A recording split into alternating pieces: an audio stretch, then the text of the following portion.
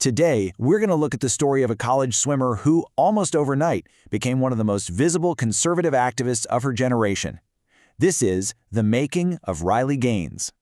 So how does something like this even happen? How does a single race, not a win but a fifth-place tie, launch a young athlete right into the middle of a huge national debate? Well, to figure that out, we've got to go back to the exact moment it all started. And it all begins at a swimming pool in Atlanta. All right, so picture this. It's March of 2022. We're at the NCAA Swimming Championships. The event is the 200-yard freestyle final. I mean, this is a huge deal in college sports. So the race finishes, you look up at the scoreboard, and boom, it's a tie. Riley Gaines from the University of Kentucky and Lia Thomas from the University of Pennsylvania, they hit the wall at the exact same moment. 1 minute 43.40 seconds, tied for fifth. But honestly, it's what happened after the race that really lit the fuse. So behind the scenes, an NCAA official comes up and tells Gaines that Lia Thomas is going to get the 5th place trophy for the podium pictures, and hers will be in the mail. Gaines's reaction was, immediate. She later told the Daily Wire she felt it was totally unfair, and that single moment, that feeling of indignation, well, that became the origin story for everything that came next. But here's the thing, this was never just about a trophy. To really get why this one moment exploded the way it did, you have to look at the bigger picture. This was a specific person meeting a very specific political moment.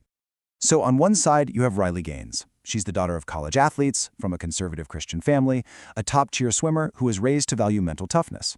Then on the other side, you have this political landscape where conservative strategists, kind of looking for their next big issue after the same-sex marriage ruling in 2015, were zeroing in on something new. Polling was showing them that the issue of trans athletes was a really powerful wedge issue, and they were actively looking for the perfect person to be the face of it. And, as political science professor Ronnie Schreiber puts it, Gaines was seen as the perfect messenger. She was articulate, poised. She fit the exact image the movement was looking for to tell this story. The thinking was that she could appeal to voters who might even be anxious about the topic, but who are otherwise pretty moderate. So with all these pieces in place, Gaines' shift from college athlete to full-blown activist happened incredibly fast. And what's really striking is just how much her public statements changed. I mean, right after the race in March 2022, she said she was in full support of Lia Thomas and her transition, and that the real problem was the NCAA's rules. But fast forward a year, and her language is completely different. She's calling Thomas an arrogant cheat. That shift really shows just how quickly she was brought into this political movement. And that move came with a massive, already built platform. All of a sudden, she's a spokeswoman for the conservative Independent Women's Forum, she's launching her own center, she's touring college campuses with Turning Point USA, and maybe most importantly, she's testifying in state houses all over the country in favor of anti-trans bills. As her platform got bigger, her whole public image started to shift. She wasn't just an athlete who felt wronged anymore. She was being presented and started presenting herself as this kind of heroic, warrior-like figure. She even started describing her cause as a form of spiritual warfare, a battle of moral versus evil for the future of women's sports. So this wasn't just going to stay a cultural battle fought on TV and at rallies. Nope, it was heading to a new arena, the courtroom. A really key player in this legal strategy is a group called ICONS, the Independent Council on Women's Sports. It was founded right after the Lia Thomas controversy, and it's been called the preeminent organization in the whole movement to ban trans athletes from women's sports. So their whole game plan is actually centered on Title IX, the famous law that was made to stop sex discrimination. Their argument is that letting transgender women compete in women's sports is itself a form of sex discrimination against cisgender women. And with that argument, they've started filing lawsuits, with Riley Gaines as a main plaintiff, against big institutions like the NCAA, hoping to set a legal precedent for the whole country. But make no mistake, this isn't just about the swimming pool.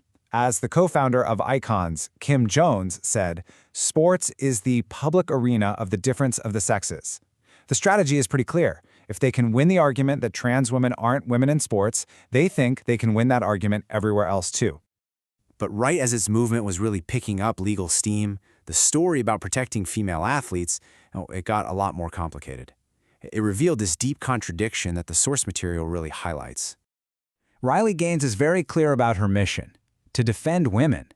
She says she condemns all violence, especially sexual violence against women, calling it an issue we just can't ignore.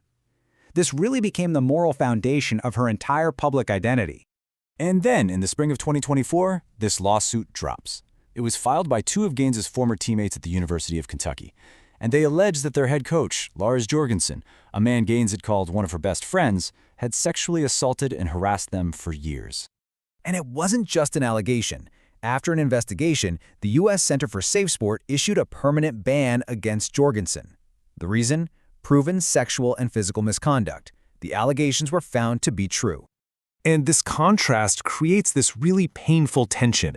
One of her former teammates, Trinity Ward, put it in a way that just cuts right to the heart of the issue.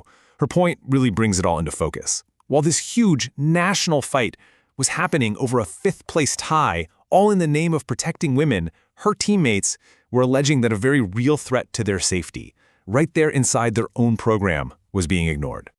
And through all of this, Gaines's public identity has become completely fused with the MAGA movement. She's a star at conservative conferences, a constant guest on Fox News, and she's become a powerful voice with a direct line to the very top of Republican politics. So in the end, her story leaves us with this really big question. It all started with one athlete's personal experience at one swim meet. That experience then merged with a massive political movement and turned into a major battle in a much larger culture war. So the question we're left to think about is, where does one of those things end and the other begin?